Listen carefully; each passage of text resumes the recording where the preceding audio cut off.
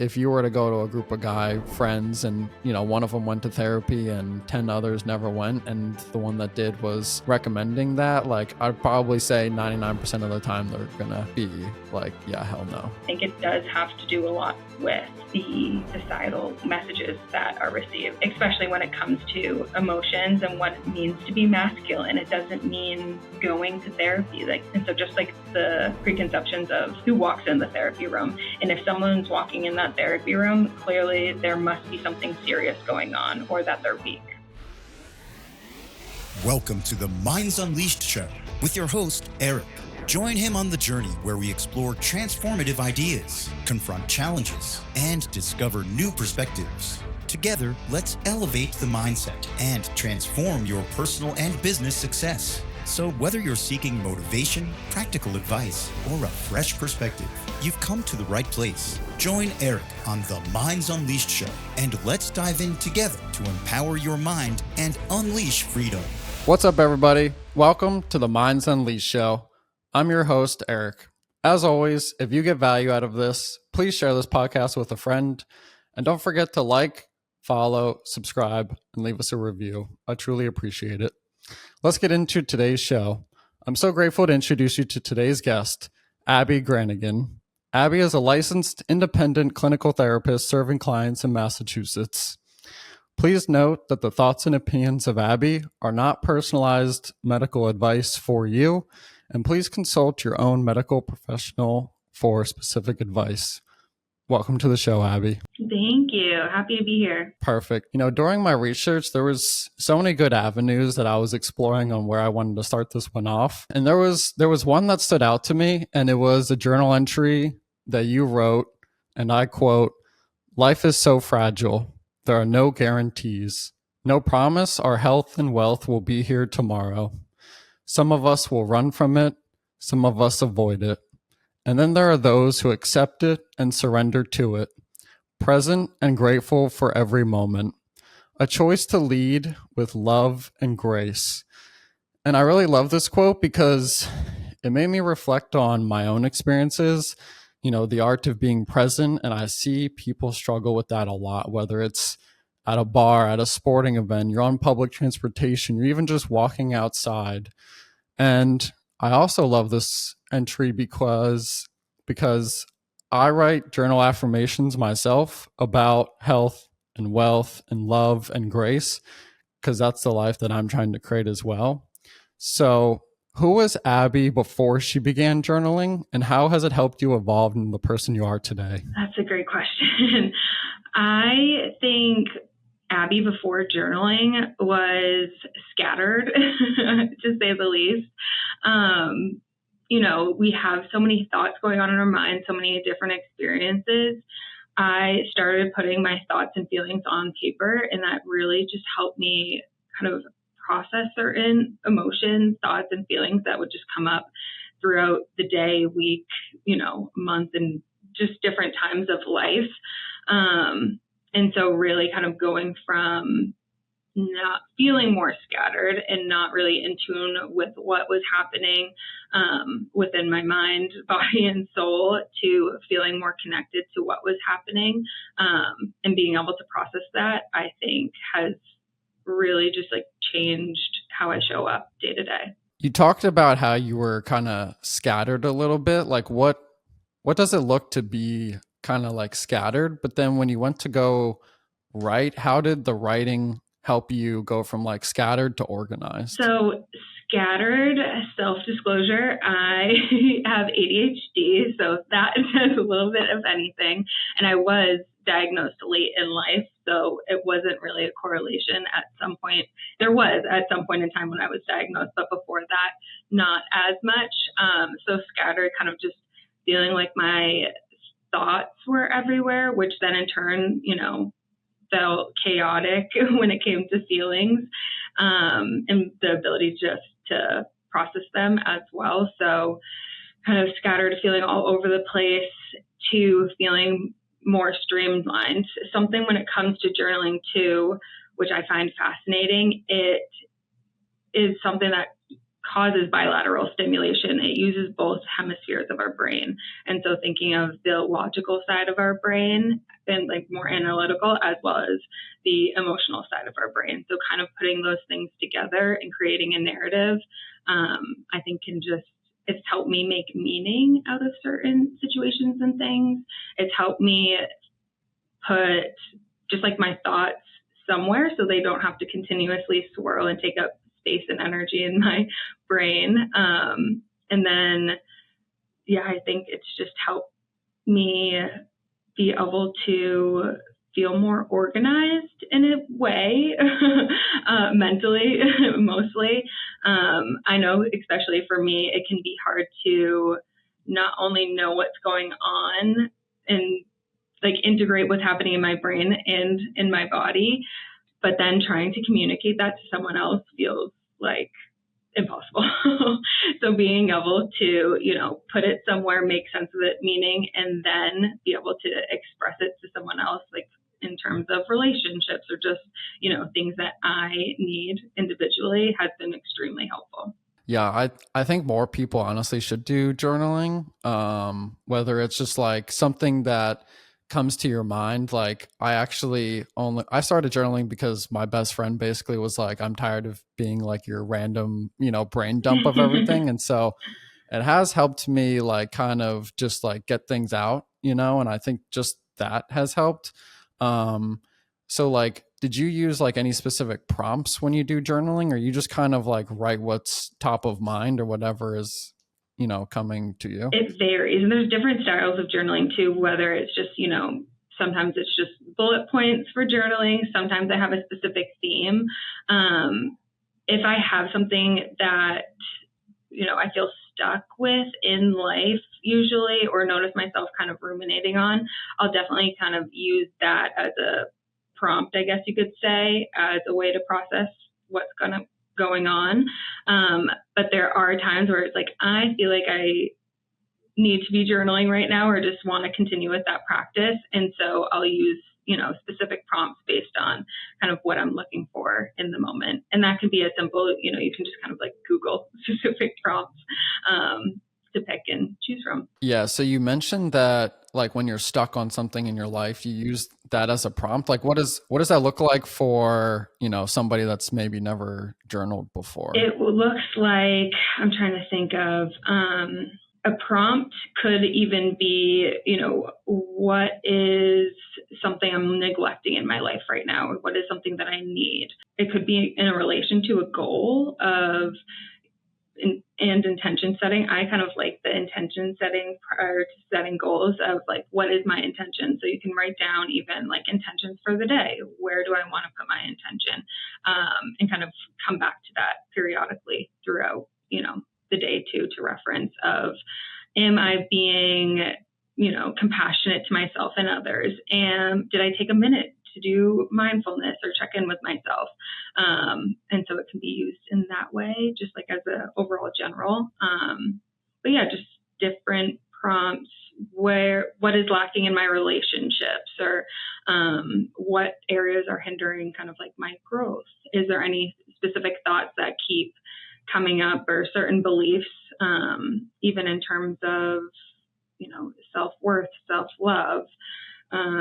Where do I not feel deserving? Especially sometimes we can get in these places where, let's use like work and finances as an example.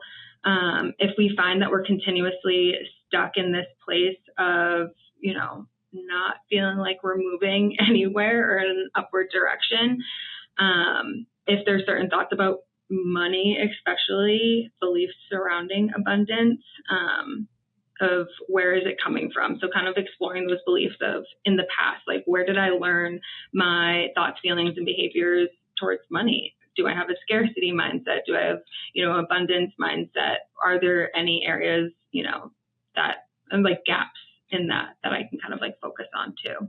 Gotcha. Yeah, no, I think, and money and finances is a great one, because I think it impacts literally everybody that's, working and got a job or runs their own business.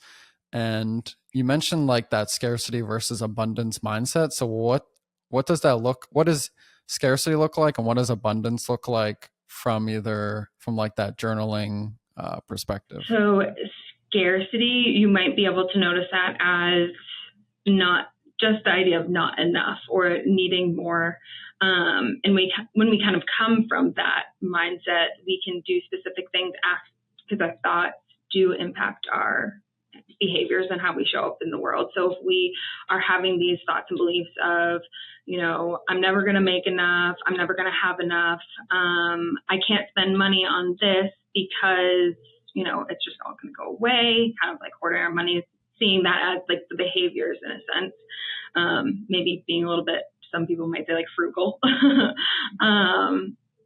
and exploring that in terms of, I even know growing up, you would get messages of, we don't have enough money for that. It would be like a candy bar at the store, or, like a toy in the toy store where it's just like, nope, we don't have enough money for that. We're not spending money on that. And then kind of internalizing that in a sense of, going into the adult lives when I want to buy something or treat myself to something of, nope, we don't have enough money from that. So you can kind of see that, throughout your lifetime and how that can show up. So examining that through journaling of where are these beliefs coming from, fact checking them of, with reality, is this, accurate at this point in time? What is the evidence that says it's accurate? So kind of exploring it in that sense and trying to reframe it into more of, how can I have more of an abundance mindset, which is more of and feeling like you have enough. And if, even, starting a business, it can feel like, well, I don't have enough. Like I'm starting from scratch and there is scarcity. And so I've even found myself of like in the reality of scarcity, yet trying to cultivate an abundance mindset can be tricky. So kind of having to, intentionally bring yourself back to like, there will be enough, what is for me will come to me. And, just thinking of things in abundance. Yeah. No, I like how you put that, because I think a lot of people feel that they have that scarcity mindset, especially around money. And I think that slight pivot of like, okay, I might be in a situation now where scarcity of money is true in my life today, but the way I've almost framed it for myself is that like, okay, did today I make the actions that lead to, more abundance in that space? And I think that's been a great way to help me frame it, where it's like, am I there today? No, but am I making the step in the right direction? Yes. Which is great. And, aligning what you want with your actions, which is amazing. Yeah. So back to that journal entry you wrote, you mentioned how you accept and surrender to it. Like how does one even like do that? And what does that process even look like? And you'll have to remind me, will you read that piece that I just dropped my mind? I wrote that journal entry a while ago, the piece of the acceptance and surrender. Yeah. So you talked about how life was fragile and that there's no guarantees and the promise of health and wealth may not be here tomorrow. And so you talked about how some people might run from that, some people might avoid it, and others accept and surrender to it. Yes. This kind of came from, my own personal experience, as well as just sitting with people in the therapy room, seeing how differently people show up in response to just the fragility of life. I think, in our bones, in our cells, intuitively, we know that tomorrow is not promised and that life is fragile. And we can sometimes get into the space where it is, trying to avoid that fragility of life. And that can be seen as just being more so on autopilot, not being intentional with our times or ourselves. That can be the doom scrolling. That can just be acting not in accordance to our long-term goals, kind of trying to shut things out, dissociate in a way. Because when it comes to anxiety as well, the natural urge with anxiety is to avoid. And so if we're thinking about this anxiety surrounding fragility of life and that things aren't promised, we can try and avoid that. That's very natural, and it's a natural response. And so seeing that, and sometimes people can get stuck in that avoidance space. And then you can see sometimes people trying to, run from it. Again, kind of the avoidance of it. And when it comes to the acceptance of it, it's like the wholehearted acceptance of reality. You're not trying to fight against the fragility of life. We're just radically accepting that this is the truth, our reality. And with that, it allows us to act in a space where we're not denying it, we're not avoiding it, we're not running from it. We are accepting it to a point where we can choose to act differently. If I'm accepting that life is fragile, tomorrow is not promised, I'm likely going to behave differently than the person that's trying to avoid it and suppress that. Yeah, I think a lot of people try to avoid it. I mean, I'm included in that bucket We all of can. avoiding it. Yeah. Like, so is like the first step to like acceptance and surrender, does it like self-awareness? Because I feel like there could be so many people that are like, don't even maybe realize it. So like, what does that like first step even look like? Often the first step to many things is the self-awareness piece, and being aware that, we are avoiding something. What are we avoiding? What are we afraid of? Are we uncomfortable with the feelings of and discomfort that the fragility and kind of facing this brings? And so it's easier to avoid it. So first, having to have kind of that self-awareness to say, something's going on here. What am I avoiding? What, I'm running from basically. So we're able to face it. And then it's a choice too of I can continue to do what I'm doing because that's working for me right now. And oftentimes, we don't change unless we're forced to, or we kind of hit rock bottom. So if things are working for us in that way, if things are kosher, then that's fine. We can continue to do what we want to do. But if we're saying this is no longer working for me anymore with that self-awareness piece, then we're allowed to do something differently. Yeah. Yeah. No, I like how you put that. That's like a really good way to frame it. I think the one thing I am curious on is you did have like a conflict that you're kind of talking about internally with yourself on this guilt and desire and this, idea of slowing down and working more. Can you kind of talk about how journaling kind of impacted your like process of that battle? Yeah, 100%.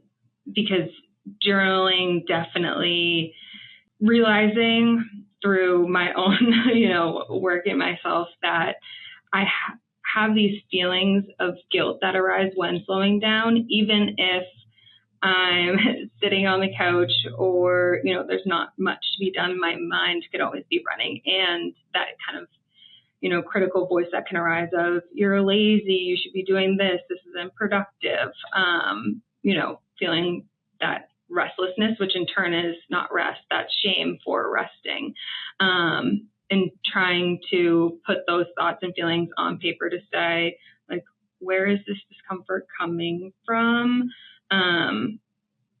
And where is there a lack of balance, I would say, because, we always hear of like create balance, and cultivate a sense of balance between work, between personal life, relationships, all of these different things. And it can be confusing. And I've kind of, through journaling in this process, come to understand that rest is productive in itself. And some of these were, I think, even taught to us younger. And I've, again, just through putting these experiences on paper, figuring out like, where does this shame for resting come from, and slowing down. And if you think about when we're younger, it's always like the message, you can do this after you finish your homework. You can do this after you clean your room or do these chores. It's always after accomplishing something, which when we're younger, it's an end goal. You have once you clean your room, then that task is done. But especially, in business, the job is never done. There's always going to be something to do. And so when do we give ourselves permission to slow down and rest is kind of a question we can ask ourselves, and having to be intentional with that time, especially to give ourselves permission to slow down. It's still something that I'm working on. I haven't cured or, reached this end goal of that, because it's something that always kind of comes up and always has to have some mindfulness surrounding this underlying feeling that comes up. And sometimes when thinking about journaling, what can be helpful too is, what do I notice in my body when I start to rest? Where do I notice my mind goes? What kind of thoughts come up for me? So thinking about that, because then in those situations when I'm resting, I start to notice, my heart's beating a little faster, or, my stomach's turning a little bit, or I feel my thoughts start to race.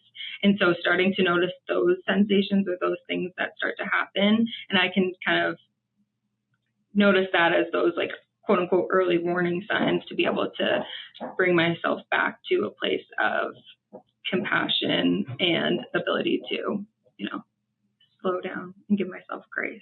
So how do you give yourself grace, right? Like, you're running your own practice. You've talked about how you're sitting on the couch oh, I'm lazy if I don't go work, but it's 8:00 at night and you're like, I've been working since 9 a.m. So how do you strike that balance that you mentioned can be confusing for people? I would say it is confusing. And first off, just saying that day to day, it's likely going to be looking different. Each season of life, you might show up differently or have a different capacity. So if there are specific changes in personal life, or,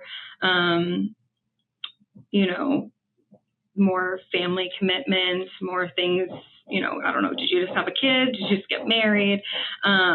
Where is your intention? So going back to the intentions, what is your intention for this season of life? What is your intention for this week and day? So kind of giving yourself some structure throughout the day. So if my intention for today is to show up for myself, to be present for this podcast, that's going to be different than tomorrow, the next day, and the next day. So even for myself, because I'm a to-do list girly. But the to-do list, like we're kind of saying, is miles and miles long, and trying to prioritize 1, 2, 3 things to do today. So if I accomplish those 3 things that I put on my list, then I can move forward. So we're kind of having to establish our own boundaries and end goal of, just like when we were kids, once you clean your room, you can do this. That's a specific end goal. And now we kind of just have to create our own. Yeah, no, I think that's really good too, is a to-do list, right? I like that analogy of you can, do the task and then you can go have fun. I think is a great way to reward yourself. I am curious, how you talk about, in your own practice of this grounding kind of philosophy. And I'm curious on how you became grounded in your own life, and then practicing that connection with what you say is the mind, body, soul as your kind of mission and purpose. Can you kind of talk about that? It's funny. My practice is called Grounding You. And I came up with that kind of doing grounding practices, I guess you could say.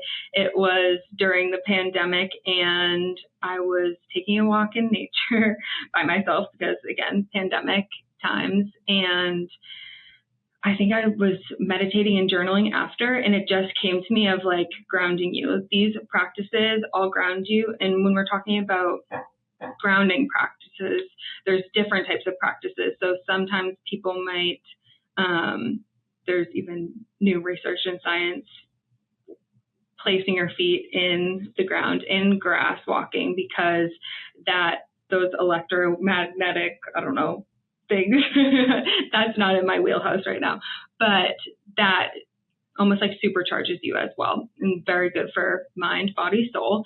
So that's a piece of grounding, but there's also grounding practices when it's focusing on grounding yourself in the present moment. So thinking of things that bring you into this present moment, even for myself, using our senses, and so our five senses, to bring us back into the moment, especially really helpful for times of high anxiety, stress, high anxiety, stress, burnout, panic, any of those moments, even just when we feel clouded in general and not really here, a little bit zoned out, being able to bring it back to what kind of colors do I see? I like to play I Spy with myself. So that can be, I'll name everything green in the room, because that is something that is in this present moment. There is, what sounds do I hear right now? So right now I'm hearing myself talking. I'm hearing people in the next room. I'm hearing the birds outside. So again, it's bringing yourself into that present moment. Sometimes, especially with anxiety and panic attacks, having like really sour candies, or if you know the Listerine packets that are like very, very minty, having that's going to zap you right back into the present moment. Put a little Tabasco sauce on your tongue. Pay attention to, mindfully take a sip of water. What does it taste like? Or just, again, tuning into those sensations, feeling your body, your feet firmly on the ground, your back against the chair, or using just different things in your environment, comfy clothes. And then smell is also a big one. So put on a nice lotion that kind of puts the touch as well as smell senses into play. Smell your coffee, describe it. But again, all of these things ground you in the present moment. You're just taking things and focusing on being in the here and now. And a lot of times when it comes to, I think, the day-to-day, we can be very in our heads, very up here, heavy.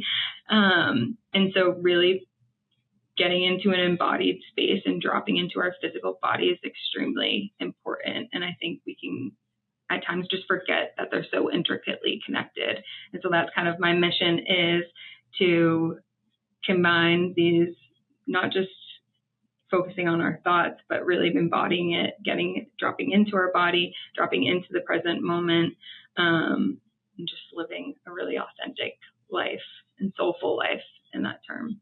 Yeah, the way that you talked about like feeling your, chair up against your back, or the smell of your coffee, is like such a like interesting thing that I think about sometimes, because it reminds me of like this picture I saw where I was like, if you're feeling super stressed out, it's like relax your shoulders, unclench your jaw, and every time I read that, I'm literally doing both of those. Yeah.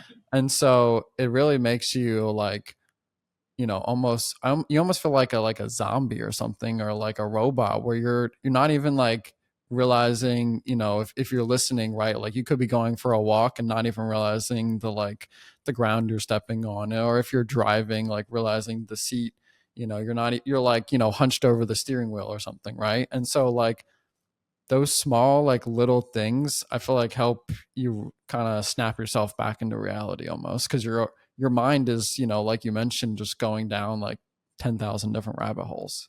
100%. And especially because, we can get, I like to call it, just on autopilot. And that's, I wake up every morning, hopefully maybe at the same time. I then go and brush my teeth. Then I pour myself a cup of coffee.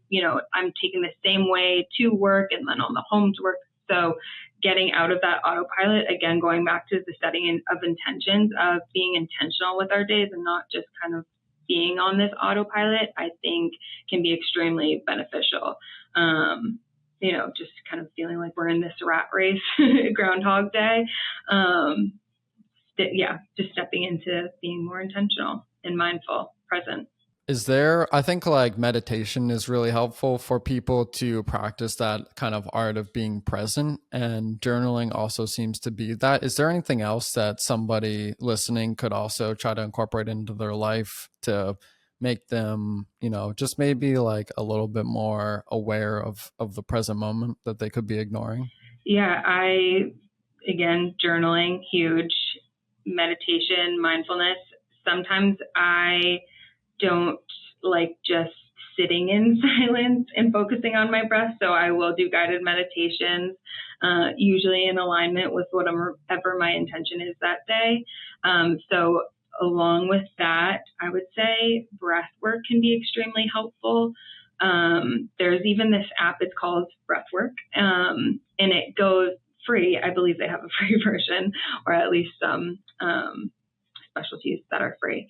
And you can pick if it's 30 seconds, 1 minute, 2 minutes, where you're just doing different breathing exercises that, will energize you, will calm you down, because how we're breathing does impact, our just overall being in day to day. And that's something, even within myself, I'm like, have I been holding my breath all day? And, going back to the feeling tense or like the clenched jaw, our shoulders are up to our ears and we have no idea.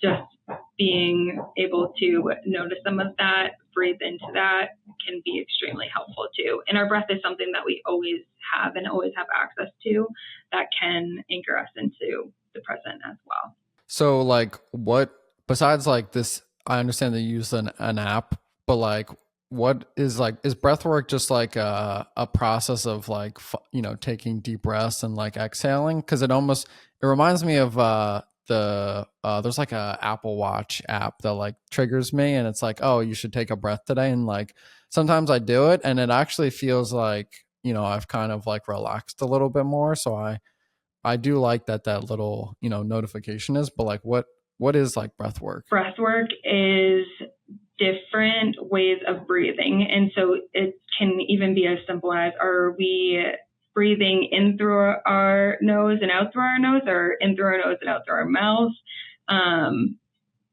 Or alternating that? Are we alternating? You can also hold one nostril and then kind of like alternate those, because it does different things to each side of our brain and activates us as well.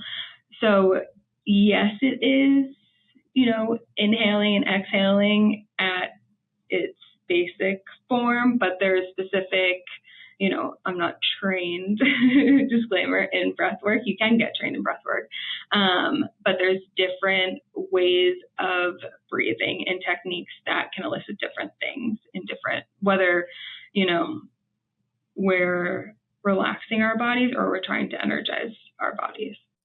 Okay. Maybe I should try to incorporate that a little bit more in my life. And sometimes it can, like, I even have clients who come in and they're like, don't tell me to breathe. Like, I know, because we know we should be, you always hear like breathing techniques, deep breathing, belly breathing. But then when it comes to it, actually implementing it, it's like, it doesn't help. But oftentimes we're breathing wrong. And even when it comes to the anxiety and panic, it is a lot of like hyperventilating. And so it's just like in our chest of, and when being able to take longer exhales, especially, that is something that regulates our nervous system. And so if we're taking the same amount of inhales and exhales, that's going to be different than if we're doing a longer exhale. And so even like simple things like that, or changing different techniques, can again elicit different things. So I think, maybe I should try to incorporate breath work back, into my life. And maybe I should actually pay attention to the little Apple notification that I get where it says, you should try to breathe today. I have tried, I guess I won't say tried. I do that 1 minute breathing. And I also do a 15-minute meditation before each podcast recording to kind of help myself, prepare as well. And so I think that's been a good practice, and kind of, it almost sounds like you really just got to build these habits into your life, and just almost set like reminders or like a timer. I think timers have actually been really helpful for some of these, because, you can easily get lost into the weeds of your own thoughts. I mean, that's very easy to do. Definitely. And that app that I was talking about too, you can set certain times where it will remind you to breathe. So if you take lunch at the same time every day, it comes up of like, do you need a breath? Or like, let's take a breath. And sometimes it's definitely easy to just ignore the notification, continue with what you're doing. But it is building in those habits. And a lot of times I tell people, because when we're in this space of, I want to make a change, I want things to be different, I need to do all of these things. So I need to start working out every day. I need to start meditating every day. I need to start reading, drinking enough water, all of those things that, we get inundated of what we need to be doing. It can be extremely overwhelming, and the likelihood of you following through with all of these habits that you're trying to build becomes less and less. And so being able to kind of really start small will set yourself up for success. So focus on one thing that you want to implement. And let's say that is, meditating. But if you're going from not meditating at all to wanting to do it for 30 minutes a day, 10 minutes a day, that might seem like a lot. So even saying, I'll meditate for 2 minutes a day or 2 minutes 3 times a week, because that's not only going to set you up for success and likely will be able to continue that habit, it will be more encouraging and motivating to want to keep going. Yeah. And I think as well is like, you got to know yourself a little bit to like figure out what works well for you, right? Do you need like a calendar reminder, or do you just, tell yourself like, okay, at 7:00 or something, I'm going to, do, these kinds of habits and work. So I think that is a good practice for you to implement. Have you read the book Atomic Habits? I have, actually. Yeah. That is a good book. Yeah, it is. And it is the idea too of habit stacking a little bit. And I was even listening to something today, and it was talking about decision fatigue, and just in terms of burnout. And so it's like limiting the decisions we have to make every day. And even if that is, I'm going to pick out my outfit the night before I go to work, that's one less decision I have to make, and my energy is less depleted, even in that sense, when I step into the office each day. So all those little things, and stacking the habits on top of one another.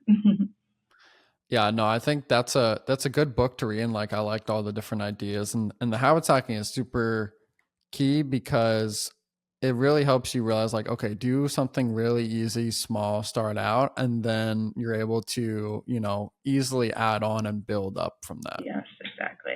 I do understand that your mom is in a very similar field as you. And so I'm curious, how do you manage like the thought of like trying to fill in her footsteps, but create your own success so you're not comparing yourself to her? Because I think a lot of people, maybe in the millennial space or even Gen Z, as you like, go into the workforce and you're like, oh, okay, my mom or my dad does a similar field. And so like you get that like, comparison, intrusive thoughts happening. So what has that experience been like for you to, make sure you're not going down that rabbit hole, but then, creating your own success? That's a great question. And I don't know if I've thought about it in that way. So, but it's definitely in alignment with, I think, what goes on. And even thinking about, I decided earlier on, probably I would say in high school, that I wanted to be in this career space, which is, I would say, an exception to the rule. I always tell people, like, you don't need to know what you're going to do right now, especially high schoolers. But being in high school, I really want to help people. I don't know what that is or looks like. And my mom mentioned, she's a licensed social worker, and she mentioned, what about social work? And I was like, maybe psychology, but I don't know about social work, just because I think as an angsty teen, to think about following in a parent's footsteps, it was something I tried to avoid. Of like, I don't want to be like my mom. But at some point in time, I did decide to take that leap. Very glad I did. And it has been interesting just seeing comparisons in terms of, it doesn't come up as much because we have different specialties. She's more in the older adult space. And so it's a little less so comparison because there's less I guess you could say competition in that way, or overlap. There are similarities, but just like different roles in overlap. And then when thinking about just when I was younger, I think seeing her be successful though was helpful for me to choose this field because, you know, when we get into this field, we're always told like, oh, you're an angel, like you just want to help people, you're not going to make any money. And so we can definitely internalize that, but to be able to have an example of success and my mom being successful in this field really, I think, benefited me at the time. Even through school, we're kind of told, and it's reinforced that, you know, we're just being of service, and that even can mean at the detriment to our own well-being, you know, just to meet other people's needs. And that can be looked at as high case notes, low fees, you know, burning ourselves out in order to serve the greater good. And being able to see and have an example of someone like, oh, you don't need to do that. And like, I have a real life example in front of me was extremely helpful. And so it is, I would say, more inspiring, or has been inspiring to me to be able to see her, just because I know those things are possible and success is possible. No, I like how you chose to frame it differently and also thought about it differently, where it's like you're not stressed out or anxious on trying to kind of follow in that journey, but you're like, okay, I saw what success looks like, and like now you're like, okay, like I can actually do it, right? And that can be way too powerful for you when you're just like, okay, what do I even want to do with my life? And then you can see, like, seeing that success is, you know, you can't take that experience away, and it makes it, you know, so much more, I guess the right word would almost be like enjoyable, right? Where you're like, you're not like, okay, you know, I don't know what I want to do, right? You're like, okay, you hear the narratives of like, oh, you're being of service and the burnout and you're not going to make much money, but then you're like, no, it's right fucking there. Like, she's doing it. Like, I can do it too, right? Yep, 100%. And I even remember because I got my undergraduate in social work, and we were in the social justice class, and we were talking about basically as providers going to be living in poverty because of the clientele that we're serving, because, you know, the narrative that we should solely be serving underprivileged individuals. And I like very vividly remember raising my hand and being like, just because we're helping people doesn't mean we need to put ourselves in poverty. And so just, you know, having a different perspective and holding true to that, it was a more tangible of like, that's tangible success. And I know that even other people, whether it's getting into this field or any other fields, might not have that tangible figure and real life example to look up to, or just have some sort of hope. But trying to find someone even in that space that you can look up to, of like, what are they doing? What have they done? I think can be helpful just really in itself to inspire some hope. Yeah. And so I'm curious, like, you know, you talked about in high school, you kind of had that discussion with your mom. Did you like talk to other therapists, like from a career perspective? Did you like go to therapy in high school yourself? Like, can you kind of talk about like, you know, outside of your mom's like inspiration, was there anything else, you know, that kind of, I guess, almost sold you on this career path? So I did go to therapy in high school, but it was forced. I would say that I did not want to fucking be there. I remember sitting across from that therapist. So I empathize with resistant clients or anyone who comes in and they're like, I'm not going to fucking speak to you. Like, we will sit here in silence and that's going to be okay. So it definitely helped me empathize with those clients across from me. But it was more forced of like, you need to figure that out. So here's a therapist, go and talk to them. needless to say, it didn't last long. And I wouldn't say like, I want to do what they were doing because again, I didn't want to be there.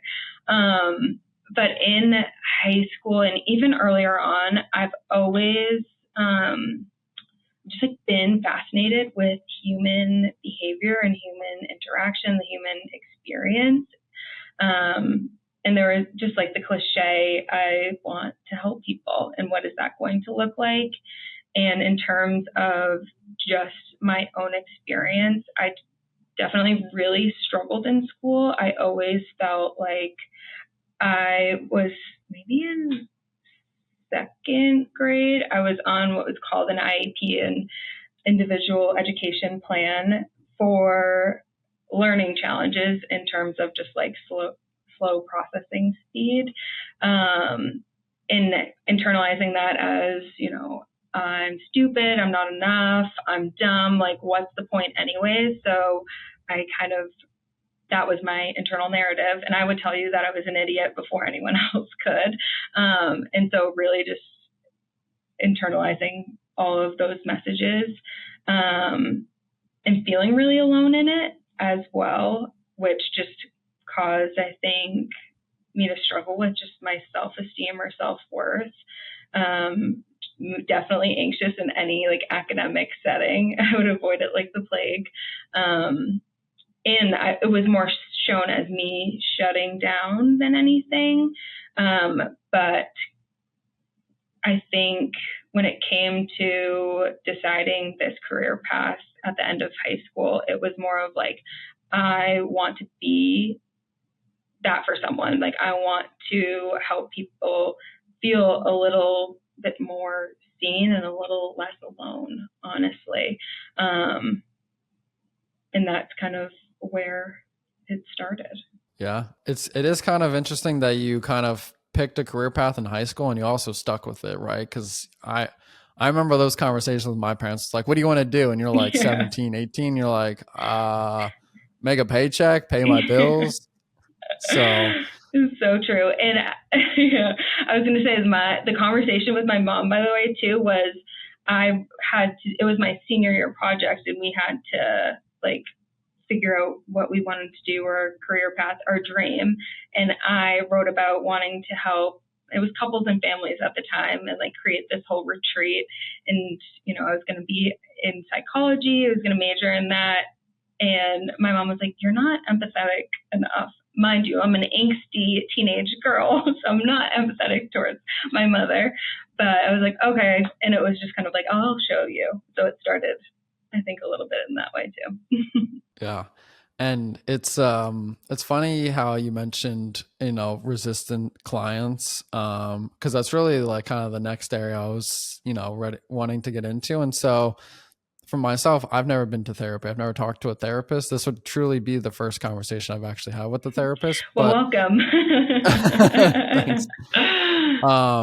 And I understand that there is a lot of resistance and there's a lot of uncertainty and stress and anxiety with, you know, the idea of therapy. It sounds like you had firsthand experience.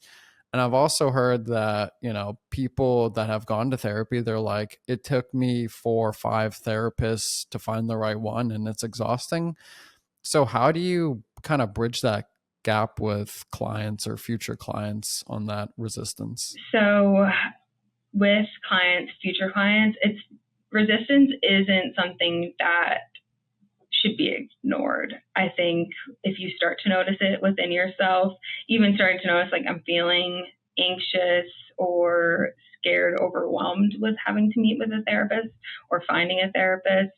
So kind of reflecting on that and being able to bring that into the therapy space to say like, this is something I'm giving a try. I've even had, I remember vividly a client coming in and just being like, this is the last time I'm trying this again. Because last time, like therapists have not been helpful. So basically she was just telling me, good luck with me. Let's see if this works. But I kind of embrace it. And I would prefer someone tell me their resistance, honestly, than try and hide it. But I can usually tell. And bridging the gap at times too is being able to just provide information to people just about the process, up into like what our consultation is going to look like. I'll send out a form beforehand and it'll be like, these are the questions that we can explore. This is a great time for this, just so it's, lessening some of that uncertainty and anxiety walking into it. And so sending some things of likely going to ask you what, piqued your interest or makes you want therapy. What are your goals for therapy or something you hope to accomplish? Have you had therapy before? What's worked? What hasn't worked? Is there, what kind of goals do you want to accomplish? Kind of logistic things in terms of scheduling, availability. Do you want to be in person, virtual? So all of those things, like I'll give them beforehand, which can, again, give you more information to know what you're walking into, not just I have to walk into, talk to a stranger and like, what does this even look like? So kind of bridging that, giving information during those first calls of, these are kind of how I start my sessions. This, if you feel like you don't have much to talk about or nothing really happened this week that you know what to or want to focus on, let's bring it back to the treatment goals or the goals that you said that you wanted initially, and kind of incorporate that. Let's check in on that. I usually tell people too, I'm the type of therapist, I'm just not going to sit there and stare at you and wait for you to talk to me, which I know some do. I've definitely had a therapist like that in the past where I'm just like, are you going to give me anything? Like, what are you thinking? What's going on here? So I don't expect clients to just drive session. I want to co-create and collaborate with them, but I don't put it all on them. And each therapist is different with that too. So really exploring things with them, meeting them where they're at and giving them information. Yeah. And I think that's really helpful in that education piece, but it's also like that, almost you call it like client experience where you're like kind of being fully transparent of like, this is what it looks like. This is what, I'm going to share with you, you're trying to pretty much, give them all the, questions that they're going to essentially ask. And so I think that's a very critical piece to the process because you got to kind of, help them out a little bit because, they're probably, not really maybe wanting to, maybe talk to you, or they're feeling forced, or they're questioning themselves of like their self-worth, or, do I have a problem? Like, is it that bad that I should talk to somebody? Yeah. And I know you mentioned that I'm the first therapist that you've talked to. Have you ever thought about going to therapy before, or something that you've pondered or considered? It's definitely something I've thought about and considered. It's definitely something I've had in the back of my mind from a personal development perspective of like, okay, I've had these circumstances or issues or events where I've tried to self-reflect on myself about them and how do I handle them, navigate them, etc. And then sometimes it gets to a point where I almost like hit the wall and it's like, okay, I can't, maybe I see that pattern repeating in my life, right? On how I handle a situation, or you feel that anxiety and stress. And so I've, gotten to the point where I'm trying to solve it for myself, but at the same time, I'm trying to, maybe when I, kind of feel stuck, I'll get to that point. It's interesting to think about because if you asked me this question probably 5 years ago, I'd have probably so much resistance. Yeah, you say, fuck that. I don't need the therapist. Right. And so that honestly brings me into like, what's your thought and opinion around like men going to therapy and why there is so much resistance for like, if you were to go to a group of friends and, one of them went to therapy and 10 others never went, and the one that did was recommending that, like, I'd probably say 99% of the time they're gonna be like, yeah, hell no. Yeah. And have you been in a situation before? Like, do you have any friends, no names, that have been in therapy or gone to therapy too? Yes, I do. Okay. And when you heard they were in therapy, was your response, heck no? I guess because it's happened later on, like closer to where I'm at now, like I've been a little bit more curious, but I don't usually ask them about their experience unless they start talking about it. Maybe that's like the guy thing I where it was brings up gonna like say, where yeah. it's like the meme where it's like, oh, what did you talk to your guy friends about? And they're just like golf, sports, nothing. You didn't ask them how their, new girlfriend is. No. No. Like, I thought they just got a divorce. And it's just like, what about their new job? Oh my gosh. Yes. I think it is. Maybe you have better knowledge on why the dynamics of men and guy groups are like that, where they don't get into the intricacies. But I think there is just this stigma, and there has been this stigma, especially, yes, society's perception of mental health is evolving, but just, I would say, like, the barriers can be just a lack of understanding of what is therapy. There can be a fear of being judged. There can be, in some cases, just lack of resources or experience. Like, no one else in my friend group or family has gone to therapy, so that's not even something that's like top of mind. In men specifically, thinking about just the messages that they receive about emotions, and it is, kind of like bottle that up, which likely is why men would benefit from therapy even more, because there's a lot of suppression that's going on with emotions. And where does that go? Like, where does that energy go? It stays stuck within you. And then it's like, oh, well, I don't know why I go 0 to 100 really quickly in these certain scenarios, or, I don't know why I'm self-sabotaging in these ways or getting into these certain patterns. And usually there is something going on underneath the surface, where it is tied to an emotional experience, it is tied to certain beliefs, it's tied to past experiences or relationships, earlier on. But I think it does have to do a lot with just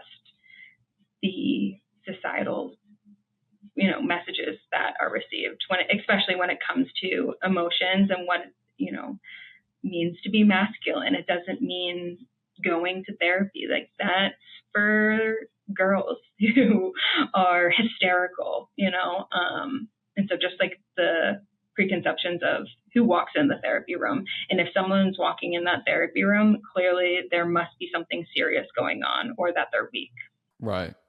No, I think you really hit the nail on the head with this one.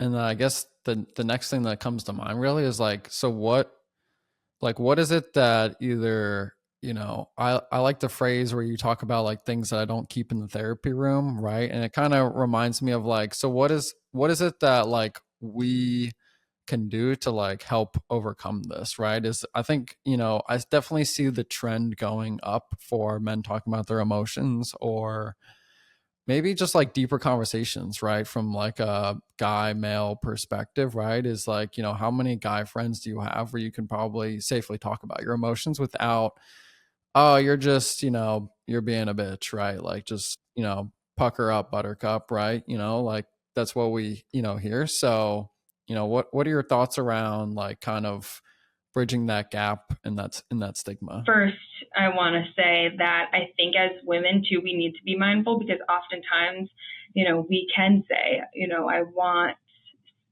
someone who is in tune with their emotions or is emotional, but we have this sort of internal reaction when we see someone, a male, being emotional or sharing emotions, where it's like, I'm not used to that. Like, it's fine. Like, just, go golf.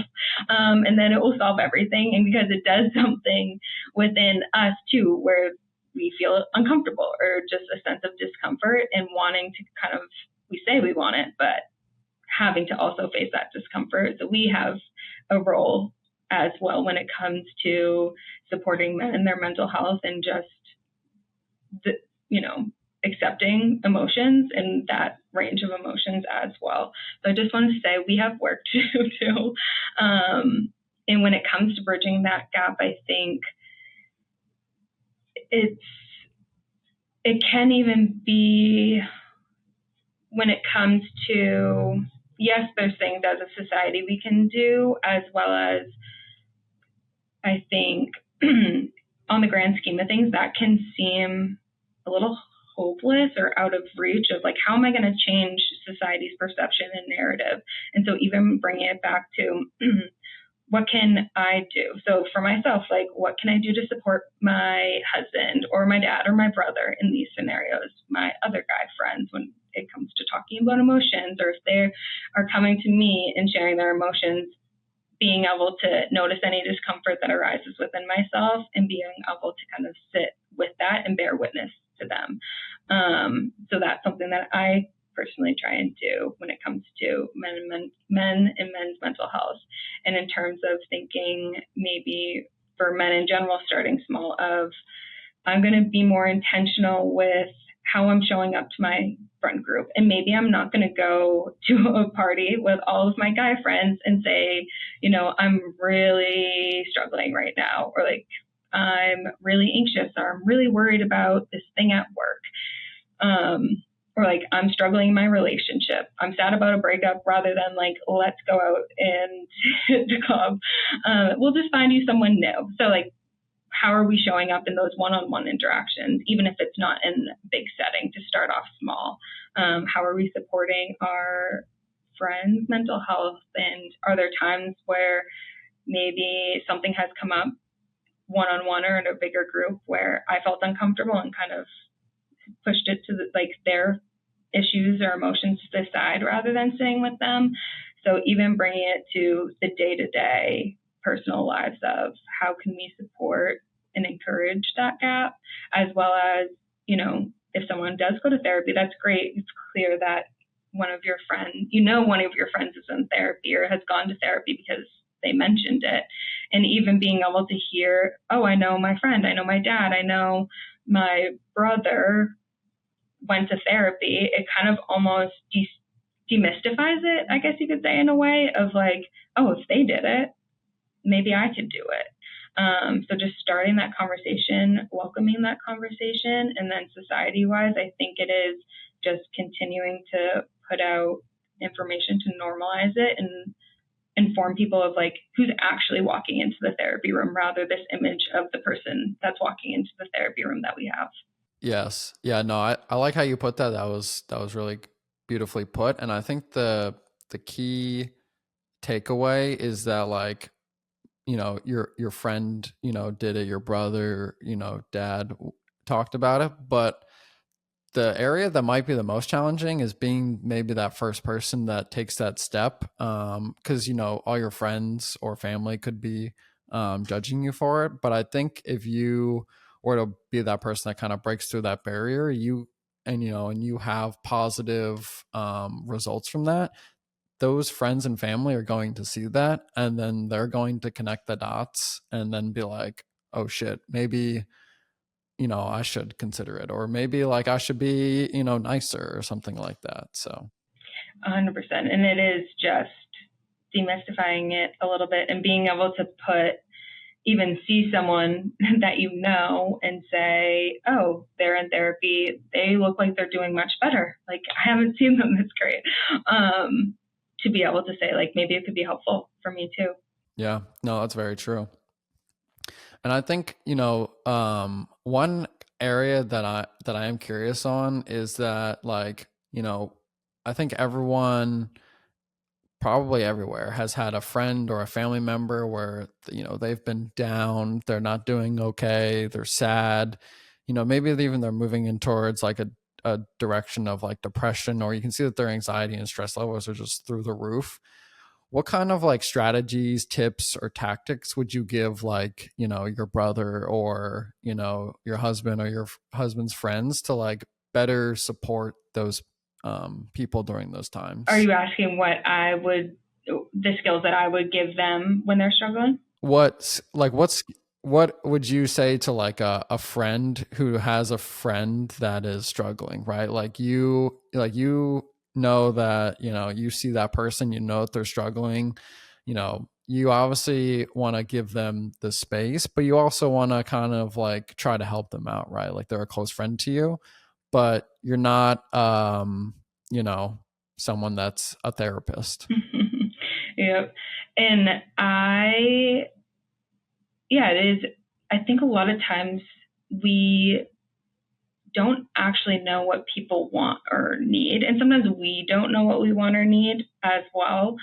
And so simply, genuinely, curiously asking, how can I be of service? How can I help? Or just being able to name of like, I know because someone's disclosed it to you that you're struggling right now with X, Y, and Z. Is there any way that I can help you? Or maybe even giving some options of, would it be helpful if I made you a meal? Would it be helpful if, you know, we went out for coffee one day? Would it be helpful if I send you a little care package or whatever it may be?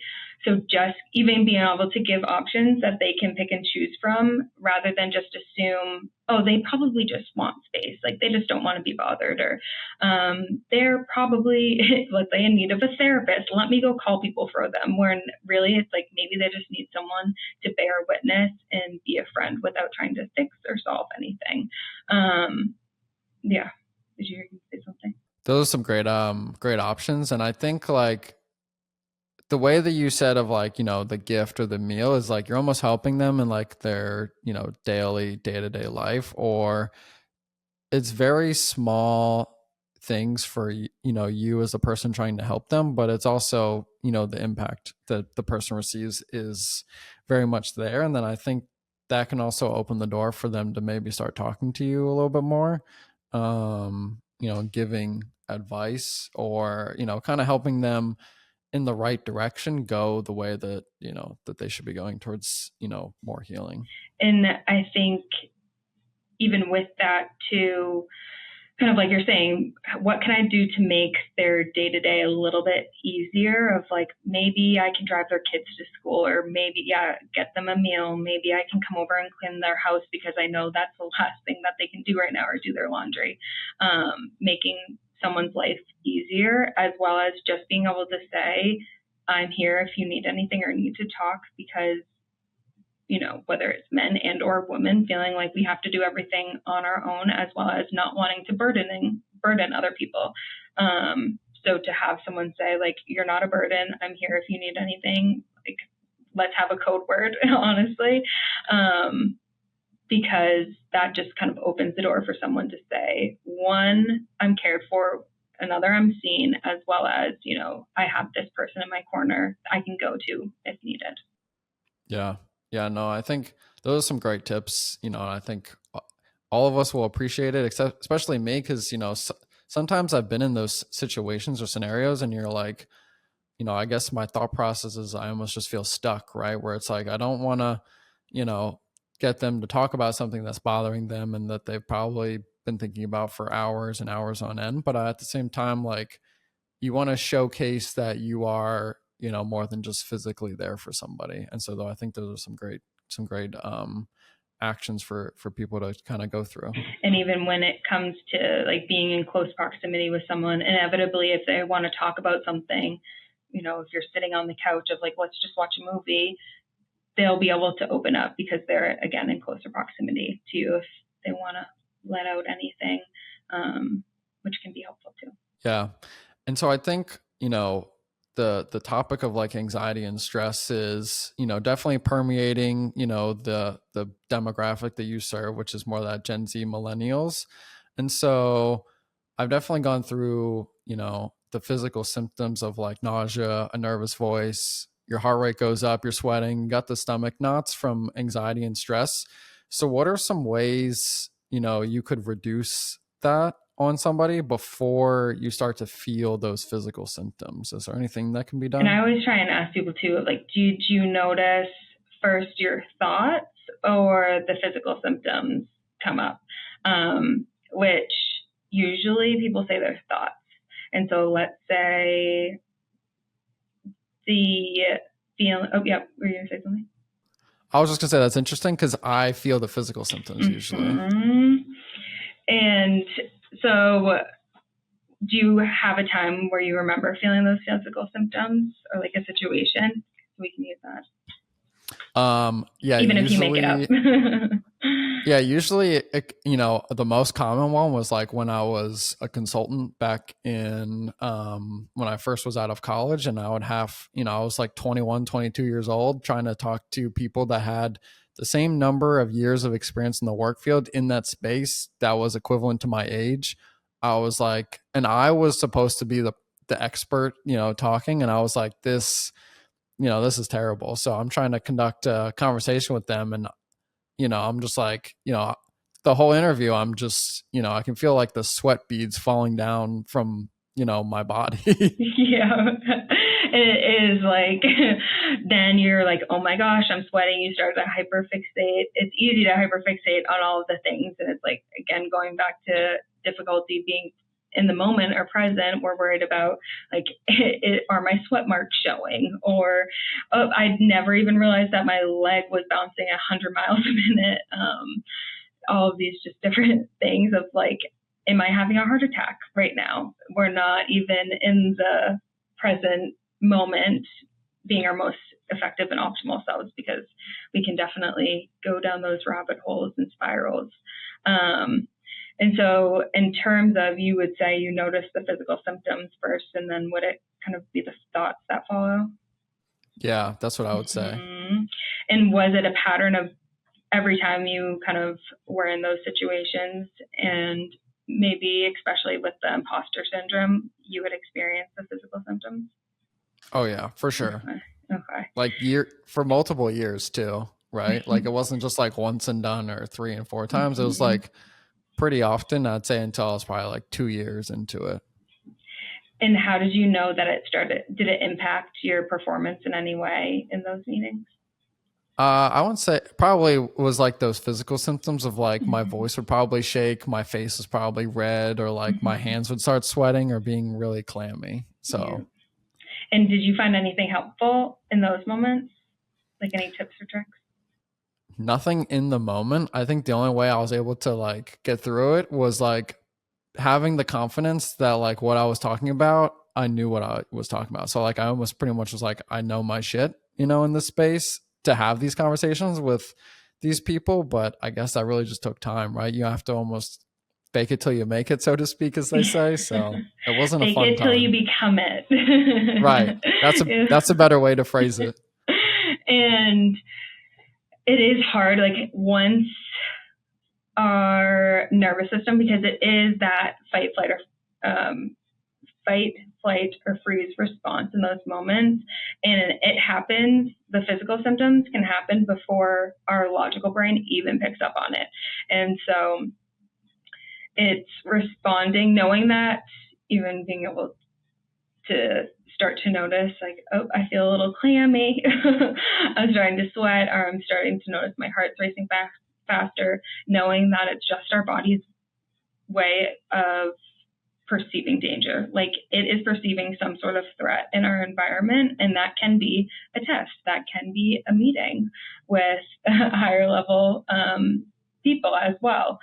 So noticing that it's just our body's way of trying to protect ourselves, trying to regulate our temperature, trying to regulate our, oxygen levels, trying to, oftentimes people will be like, why the fuck do I need to go to the bathroom when I'm anxious? And it's because our body is saying like it's getting prepared to fight off danger. And so if you think evolutionary wise, it makes sense. So it's like, we don't need this waste, so you just read it.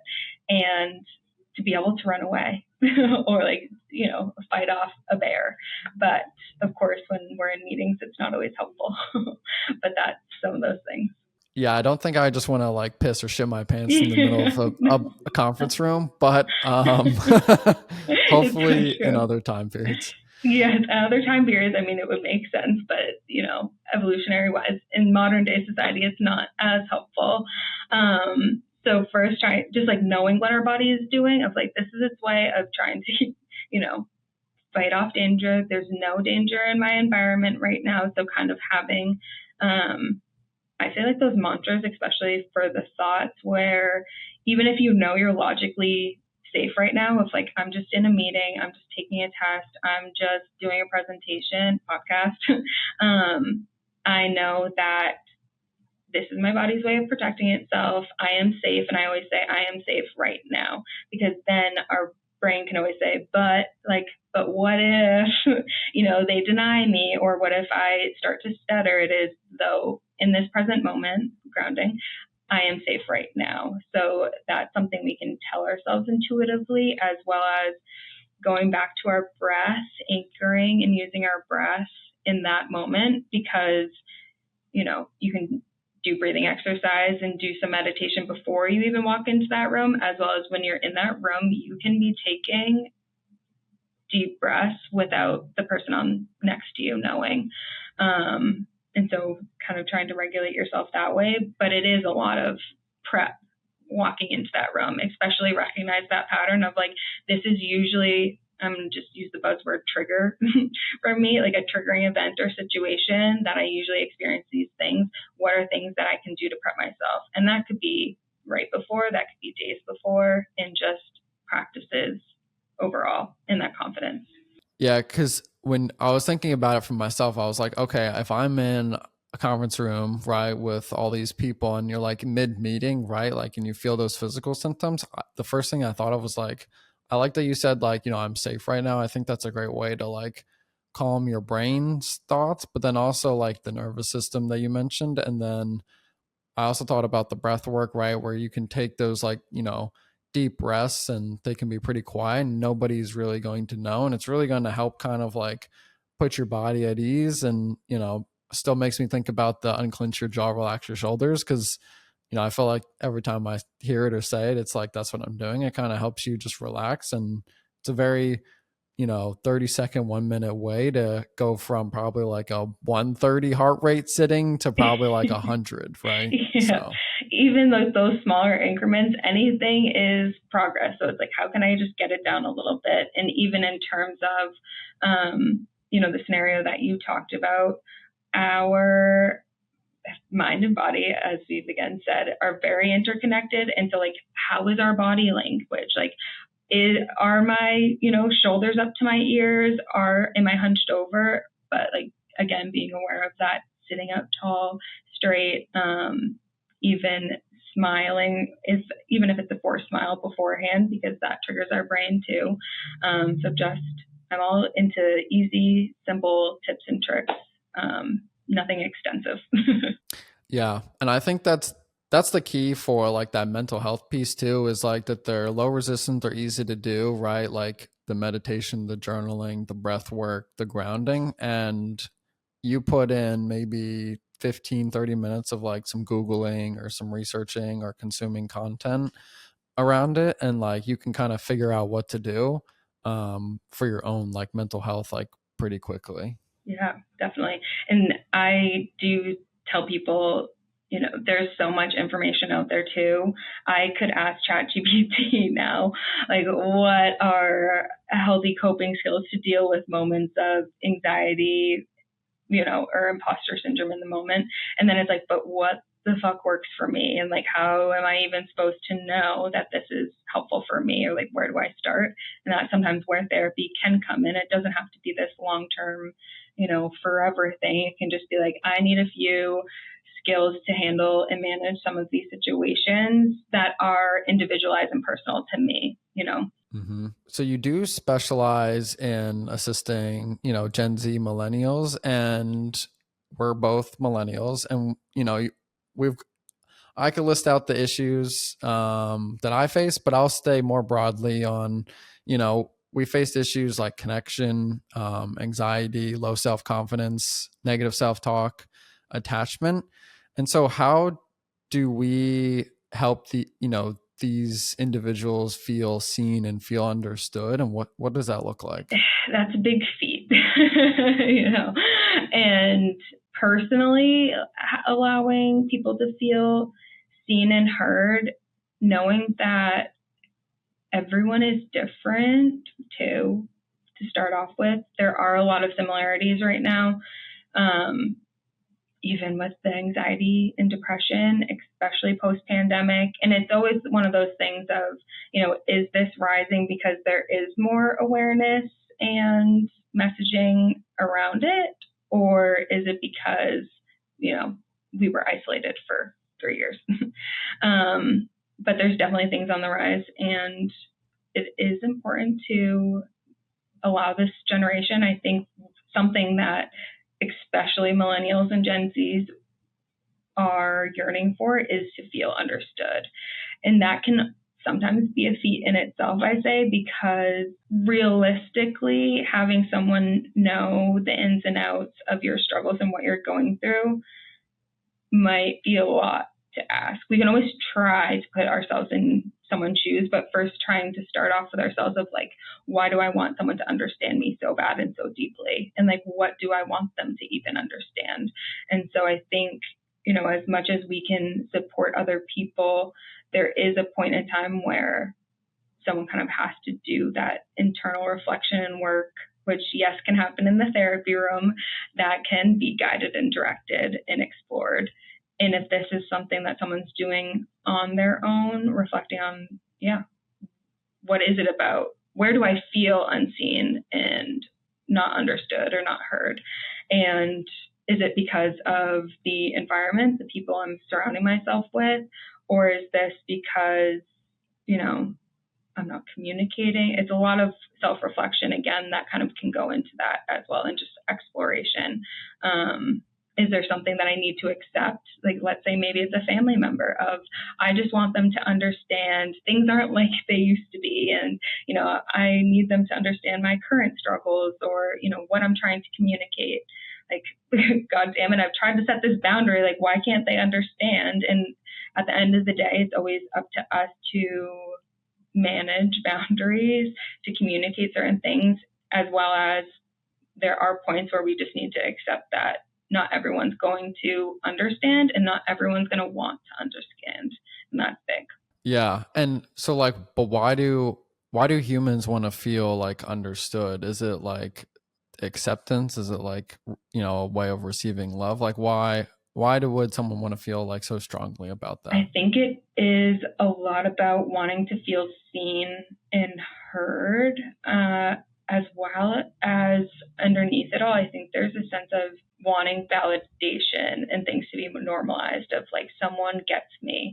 I do feel seen. I do feel understood. And at times I think people believe only if they understood me, then they would get what they need, in terms of maybe my parents, if they just understood me, would lay off on me a little bit and stop telling me to find a job, in this current market, because they would understand what I'm going through day to day, or, be in the weeds with me. Or I wish my partner understood my past or childhood or triggers, when maybe it is wanting to be seen for the person you are today or where you've come from. So it is a lot of wanting to feel seen, heard, and understood and normalized. Yeah, no, that makes a lot of sense.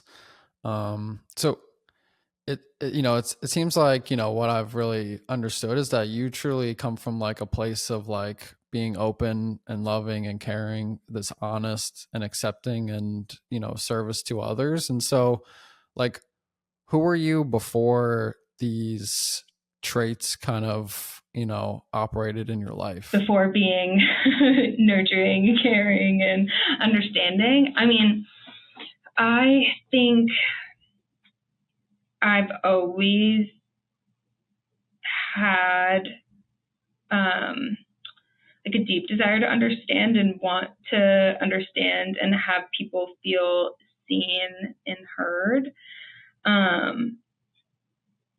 And just being able, like, always loved connecting with people, but more so on a deeper level. I'm the person, if you catch me at a party, I will ask you about your childhood trauma. But it always kind of been like that. Of like, who do you live with? Do you like your mom? Do you like your dad? What's going on with you and your sister? But, I've always kind of been drawn to that. But even before that, I don't think I always accepted those parts of myself, and that's the biggest difference in terms of we can hear so much, many messages from different places while growing up, and that can just be our family, our parents, or caregivers, that can be from coaches, teachers, siblings, friends, peer society. And taking all of those messages, we make meaning out of them in order to understand ourselves and the world. And so I think growing up, I heard the message a lot of like, you're just dramatic, you're sensitive, why do you care that much? All of these different things in terms of that, and just in relation to kind of what you're asking into these personality traits. And I internalized it as something that was bad or weak, or something that should kind of be tamed and suppressed, of like, don't be as emotional, don't care as much, stop being so dramatic, be more rational. So I think instead of, these parts of myself just kind of blossoming when I stepped in this field, I think it's been there, but I think that they were suppressed for a long time because I didn't accept those parts of myself because of the messages I've received. And so kind of through my own work and exploration, being able to say like, actually, these are fucking damn good qualities that I could probably make a career out of, or just like finding my path that's in alignment with my true being. And so, yeah, I think it was more acceptance and acting in accordance to these values and kind of traits, I guess you could say. Yeah, I love how you chose to take the narrative that, people were communicating to you and basically turn it into a strength and, a way of, operating from a different place, honestly. Right. Because I think that takes a lot to truly overcome it. Because when everyone around you is saying the opposite and you're like, well, what if I actually use it as a strength? Right. Like, I do like it. And so that's that takes a lot of courage to do too. And I think one time I just even started to, I was like learning more about myself, or, how my brain worked, especially after being diagnosed with ADHD. I was like, oh, like this is what's going on. This is how my brain works. So like that kind of was helpful in the process of being able to understand myself a little bit more too. And then somewhere I think, I heard someone say like, my sensitivity is my superpower. And I was like, well, shit. Like I didn't hear that before. I heard that it's bad, or stop being so sensitive. So to kind of be able to reframe that and make meaning out of it has been powerful for me. And I think a lot of times it can be powerful for people to just take control and start rewriting their narrative. Even we see like little girls or little boys of they're like angsty, or they're always talking back, or, they're kind of all over the place, where it's like, don't like kind of dim that light, because then they grow up to be adults who are, not speaking up for themselves, or kind of suppressing their needs because, they need to be obedient, but, kind of coming into those characteristics too. Yeah, no, I love the way that you kind of, that phrase you said were of using your sensitivity as a superpower. And so I guess the other question I have is like, do you think that people our age like struggle to like create and sustain like good quality like connections? Yeah.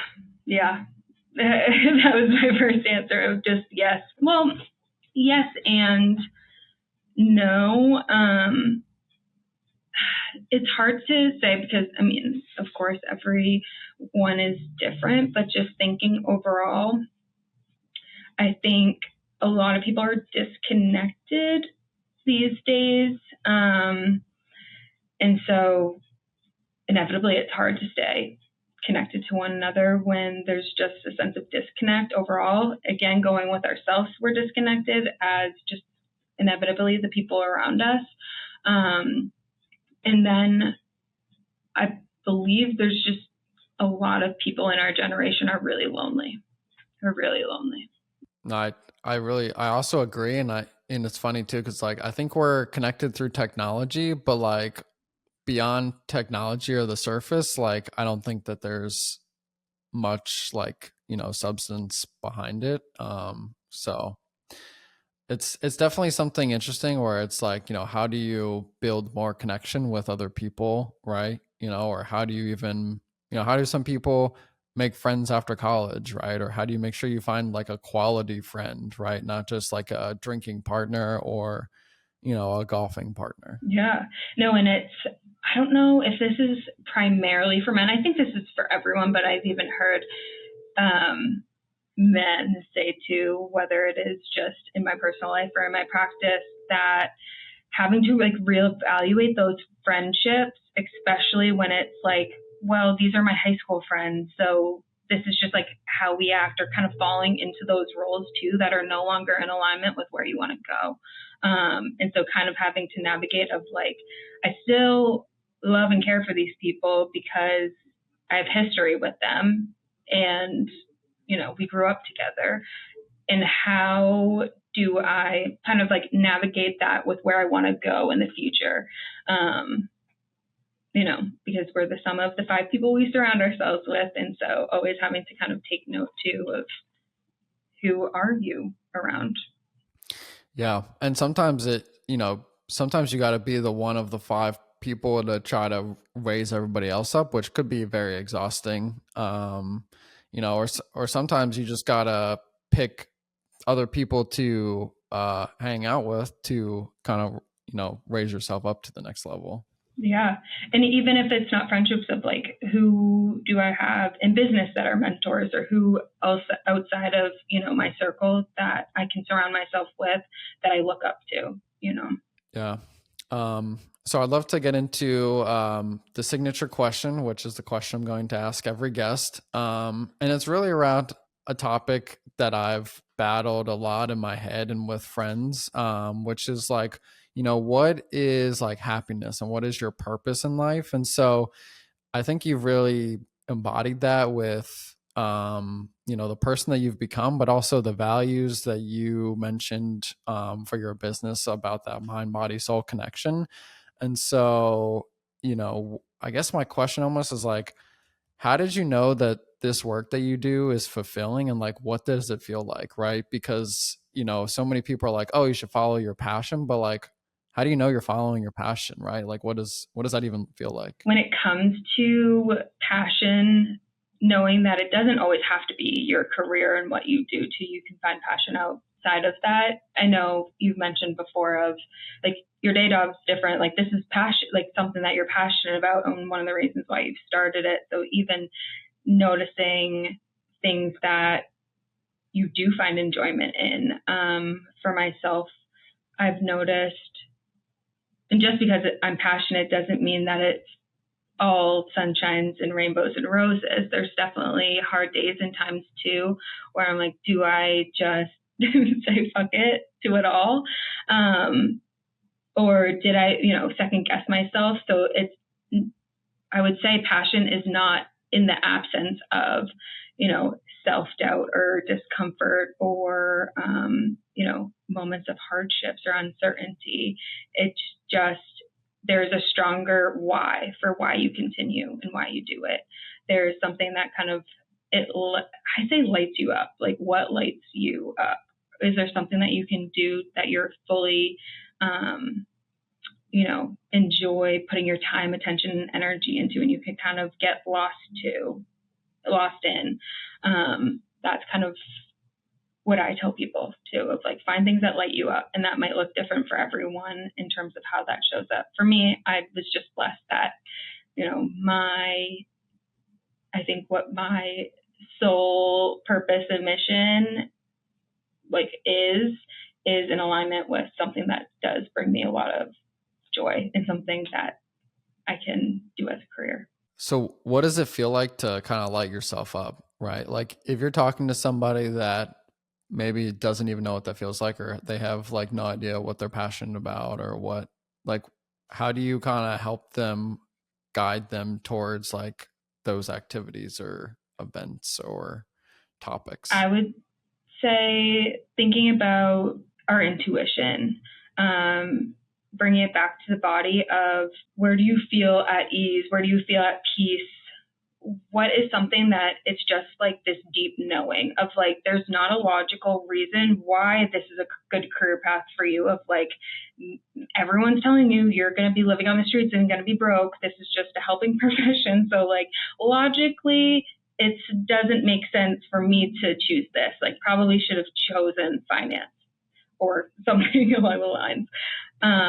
But intuitively being able to say like, there's just this knowing without like logic, I guess, kind of behind it. This feeling of, I feel it in like my solar plexus. It can feel like butterflies or excitement, but just this feeling, like the feeling of excitement, almost like you're on the roller coaster and about to drop, but in the best kind of way, because it's just what's about to come. Things that, again, you could spend hours doing. So more of a time and energy place, but again, like that physical feeling of ease, of knowing, of it's less logic and something that just is. But I would say the biggest thing is it's like a quiet whispered voice. And one of the reasons why it's so helpful to journal, get quiet with yourself, meditate, do breath work, because it kind of tunes out the outside noises and makes us turn inward to say, like, where do I find joy, passion, excitement from? Where is that derived? Where, what am I told I should be doing and what do I want to do? As well as figuring out those quiet whispers that are very easy to tune out. And we have to get quiet with ourselves in order to hear them. Yeah, I like the way that you kind of described that, because I've actually like thought and journaled about like, what does it feel like to follow something that you actually like? Like, what does it look like? And I mentioned how it's something that's fun and exciting, right? Which is what you've mentioned, but I'd say there has to be like a little bit of a challenge to it. And I also like how you said something that you can do for hours and kind of get lost in, because that's another aspect of it. Because if you do it for 30 minutes and you're either bored or frustrated with yourself, or you feel like you're kind of stuck, then maybe it's not the right kind of avenue for you. Definitely. And yeah, like you're saying that it is, which I love that you journaled to come to these conclusions, so many good insights. And it's just, I love it. I don't know, it's the feeling of excitement, as well as it doesn't always have to make sense. And I liked how you said too, of it being a challenge, because it is that. It doesn't mean it's going to be easy. The right decision is usually never the easiest decision. But again, the why is more important than like the how or anything else that can accompany it. Yeah, I think the why is important. The other thought I have was around, it shouldn't feel like a chore to do it, right? And I think that's something I've also thought about, where some things feel like a chore, or they feel like a lot of resistance towards that activity. And you also, I'd say, shouldn't feel like that. Maybe very, very, very seldomly, or like a little bit, or maybe you're stuck in one aspect and you might have it. But like, generally speaking, you should have, no, it shouldn't feel like a chore, right? Like, I don't like doing the dishes, right? It shouldn't feel like doing the dishes or cooking or whatever chore you really don't like doing. 100%. And even thinking of when we're in the midst, because even knowing that this is my passion, what I believe I'm meant to be doing, there are those moments where it's kind of those self-limiting beliefs or self-doubt that definitely can set in. And that is more of the logical side that says like, but how, but why, but when, scarcity mindset can creep in. Anything in those moments, noticing the resistance, asking yourself too of like, what's coming up for me right now, and really examining it, because usually there is a belief or a fear that's underneath it of, I'm not deserving enough, or people like me aren't successful at this, or don't do these things. I don't know what this happiness feels like, so this is making me uncomfortable. Like really getting clear with, even if that resistance is coming up, maybe it's telling you because, this is something that your mom or dad told you should do and want to do. So kind of intuitively and without really knowing or examining it, you've been working your ass off for their goal and because of their expectations, not yours. So kind of using that resistance to question, like, is this because it isn't something that I'm passionate about or not in alignment with myself? Or is this because there's an underlying belief or fear that's coming up right now that I need to explore? Yeah, no, I definitely agree with that. All right, Abby, that wraps up this episode today. Thank you so much for being here and sharing your journey. Where can listeners go to find more about you? So you can find me on I have a website, and it's www.groundingyou.org, and it's a letter U. You can also find me on Instagram and TikTok at groundingyou.therapy. And always, I can give you my email if you ever put it in the show notes or anything. And you can also contact me through my email, which is also agranigan@groundingyou.org.